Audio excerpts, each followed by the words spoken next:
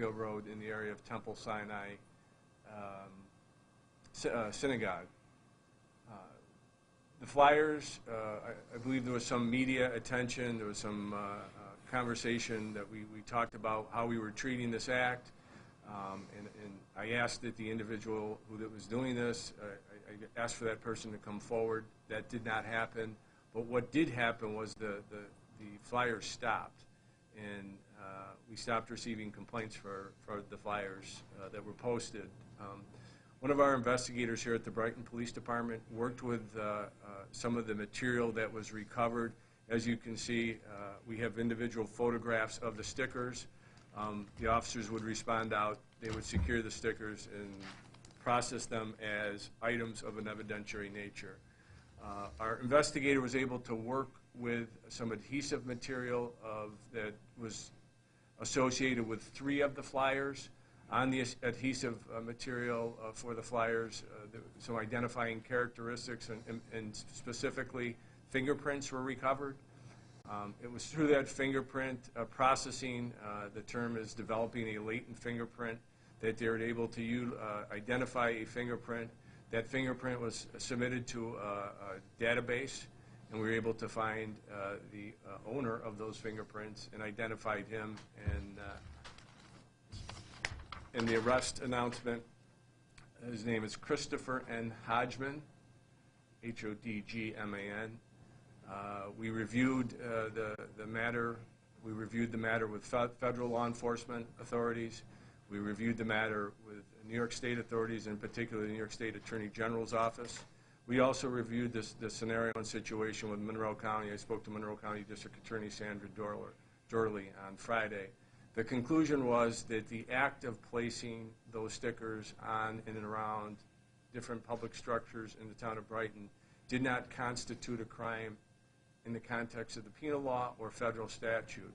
It is, however, our opinion that it is a violation of the Brighton Town Code, Section 153-1, affixing advertisements to public structures. And what we did was we've charged Mr. Hodgman with 3 counts of the violation of town code.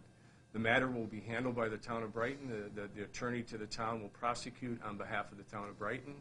The individual has been issued an appearance ticket. He's been directed to appear at a later date where it'll be handled at the town court level here in the town. That's basically what I have. I know Supervisor Maley and Supervisor Smith would like to say a few words. Thanks, Chief. You know, as Mark said, late last year, the stickers advertising a group called Identity Europa began appearing in various locations around Brighton and Pittsford. In several cases, these stickers were posted on public property in Brighton, on bus stop shelters, on traffic signal control boxes, and even on Brighton Town Hall property. As the Chief indicated, one was posted close to the Temple Sinai location, another one was posted close to Temple B'rith Kodesh, in each case on public property. The Brighton police were called, and they processed and then removed the stickers. But someone continued repeatedly to deface our community with these stickers. In some cases in the same locations or close to the same locations where the stickers were originally attached. As you've heard today, based on those investigations, the Brighton police have charged an individual today with defacing public property in 3 of these locations. Now, just a little background. The group Identity Europa was founded by a man who, by his own admission, got started by reading a book written by KKK Grand Wizard David Duke. That individual helped plan the Unite the Right rally in Charlottesville in 2017 that you're surely all familiar with. That's a little bit about Identity Europa. I've stood here before. I've been here before. Many of you have heard me before. The Brighton community knows that our diversity as a community makes us strong. And I've said it before and I'll say it again. We will stand firm in the face of hate, whether that hate manifests itself in threats to religious institutions, in anonymous messages literally tossed into our neighborhoods, or in advertisements for a group whose very history is steeped in hate. I will tell you again, Brighton's diversity makes us strong.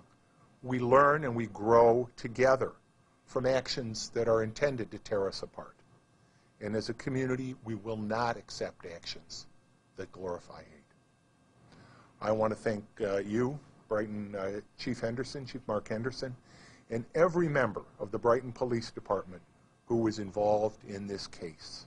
You took this matter seriously, you conducted a thorough investigation, and we've seen the results of that today. You serve us well, and all of us in the community are grateful for that. Thank you. Thank you, Bill. Bill? Thank you.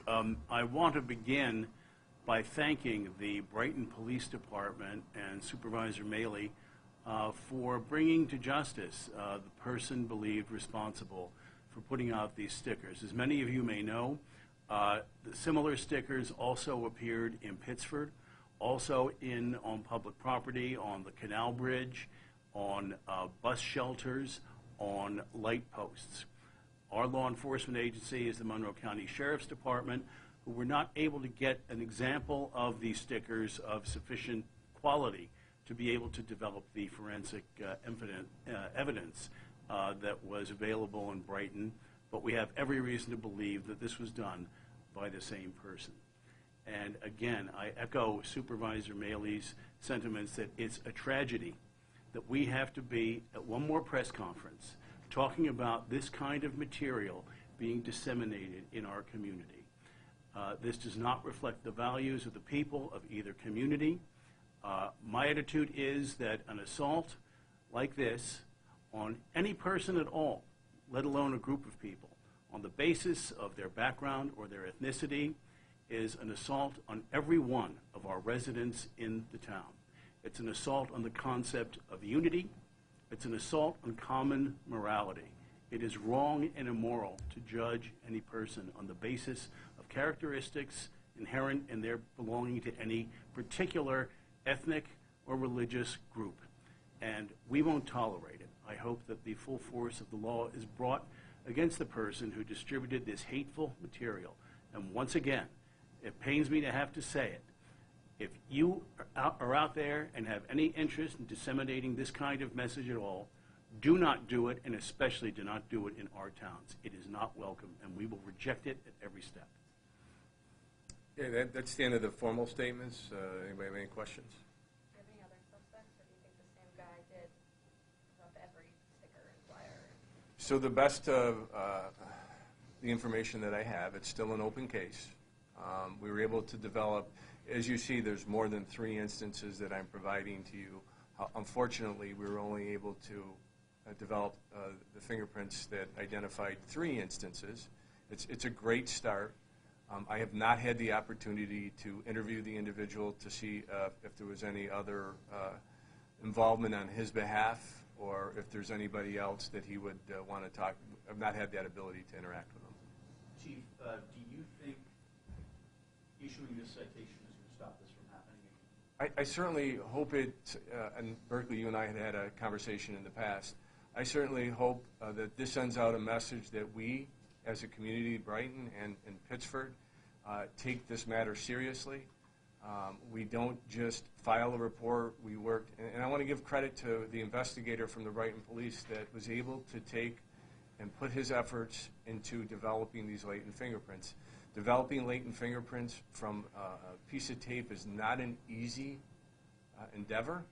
In this case, he was able to replicate it not just once, but 3 times. So I don't know. You and I had talked, and one of the little bits of information that I garnered from doing some research on this, I had no idea who Identity Europa was. Okay. These charges don't deal specifically with the content of the flyers that were attached. It's the fact that the flyers were attached to public structures. Repeatedly. Yes, repeatedly. And as the supervisor mentioned, in one instance, we, the police, took down stickers only to come back the next day to have more stickers put up. And, I hope that this ends this chapter of a series of stickers. I don't know. Do I think that other people will make a case that there's expression, the right to... These charges, the violation of town code, have nothing to do with opinions. It has everything to do with posting flyers on public structures in the town of Brighton. So, I don't know if Kayla asked this or someone asked this, but is it possible that more people helped him with this and there could be more arrests going forward? I certainly, again, open status on the investigation. If we do develop additional latent fingerprints and it points us to another specific individuals or a series of individuals, we will take formal action, yes. But at this time, it would be safe for me to say that we've exhausted all of our forensic efforts with the items that we have.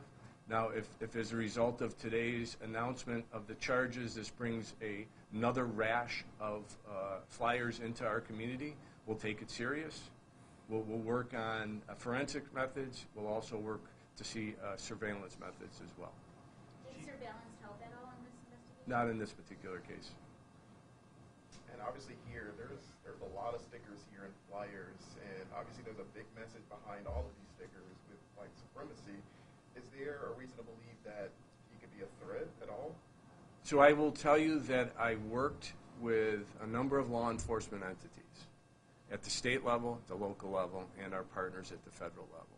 And at the conclusion of our vetting and the conclusion of our digging through the investigatory process, the only charge that I can bring forward has to deal with the town code.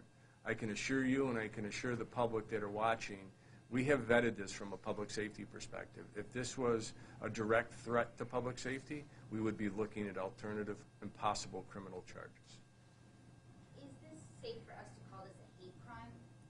I am calling it, as I have in the statement in front of you, a violation of Brighton Town Code. Supervisor Maley certainly and Supervisor Smith can certainly talk about what it is their understanding, but from the context of law enforcement, it is a charge, 3 specific violations of Brighton Town Code, the code that prohibits the posting and affixing advertisements and flyers to public structures. That's what I'm calling this. When is the appearance date on this ticket? Captain, March 27th.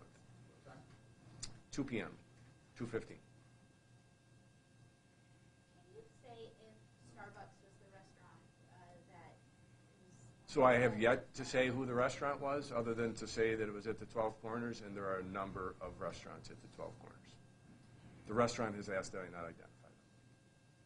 Chief, the last time this happened, all of the cameras that are in the town of Brighton did not depict this happening. Have additional cameras been mounted in public places? So that fix these sort of black spots? we have enhancements today that we did not have when this first round of flyering occurred. We had enhancements added from a surveillance standpoint after the second flyer. What is enhancements? More cameras. Where were those placed? The surveillance cameras in an area that would capture an activity that we wouldn't want somebody to know that there was. I'm not at liberty to. In the town of Brighton? Correct. Those are put up when? So prior to one day in September, we had no flyers, and then the next day we had a flyer. We looked at some of our capabilities that we had, and unfortunately it did not capture that particular location where we recovered the item. So we took some measures to add a footprint of camera coverage to the area that we were experiencing a problem. There are a lot of cameras in the public domain, and there's a lot of different, both private and public entities that we can call upon for camera resources and surveillance camera footage. But unfortunately, in this case, they didn't capture. So, but we're in a different place today. I think our footprint is a little bit different today. Bill, has the same thing been done in the town of Pittsburgh, as far as you know, in terms of more cameras for more surveillance?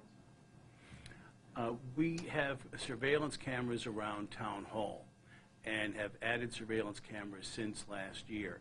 However, the stickers that appeared in Pittsford were not in the area of Town Hall. For some reason in Pittsford, the person putting this up seemed to favor the canal bridge, seemed to favor bus shelters and certain light posts that were not far from the canal bridge.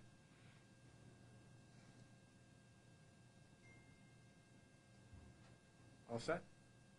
What's the fine? Sorry, what's the value of the fine? $250 per incident, and up to 15 days jail time per incident. It is, correct me if I'm wrong, an unclassified misdemeanor. No. No? It's actually a violation. It's a violation. At the violation level of, Okay. For some of you who are here at other press conferences regarding other town code violations, we have a mix of misdemeanor and violations. This particular statute that we are charging under is a violation. It's the lowest level of infraction. And the exposure is, a monetary fine, and if in an unusual circumstance, 15 days in jail, but I don't see jail time being an option. Okay? Did he say anything? I don't know if you talked to this individual, but did he express any sort of remorse? So I asked to speak to the individual. I have not had an opportunity to speak to him. Did you get any sort of indication that why he may have done this? I certainly have a list of questions that I would ask, but unfortunately I have not been allowed. The individual has retained counsel, and I have not been allowed to speak to the individual. Certainly would give that individual the option to come talk and find out what happened and why this was happening. All set? Thanks. Thank you, everybody. Thank you. Well said, Bill. Well said. Back at you.